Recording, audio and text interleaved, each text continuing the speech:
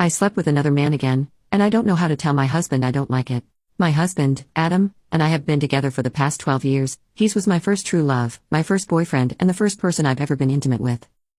The fact that he's 5 years older than me and that he had a bit of dating and adult experience before we met, made him decide we should expand our intimate life a bit. We visited a special cinema a few years back that allowed public lovemaking.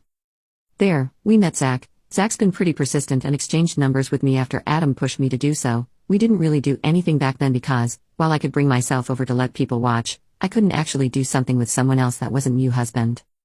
This lasted for a few years in which I successfully convinced Adam to let these delicate matters stay between the two of us, but it occasionally resurfaced after he voiced concern that, since I don't know anyone besides him, might cheat like his exes. As this started to become a center topic, I agreed to meet Zach 3 times in 2019, a couple years after I originally met him.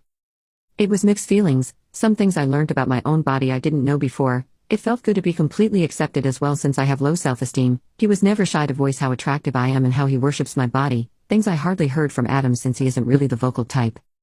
But other than a few sweet words and skilled fingers, Zach is disgusting. I hate his smell, his taste, I don't find his sounds or his looks appealing. He's full of himself if it's not about intimacy, and we just don't connect emotionally.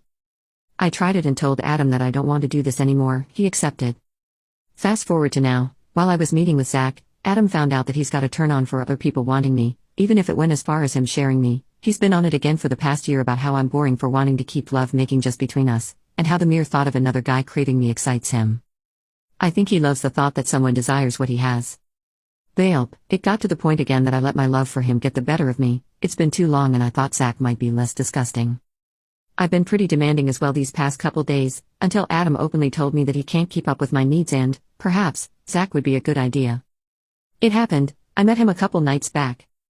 Once I returned, Adam was all over me, and he keeps talking about how glad he is that I decided to do this again. He also shuts down any attempt of me telling him how I feel about it by rolling his eyes or sighing whenever it's the slightest hint of, it was a mistake, while usually we're able to discuss any and everything.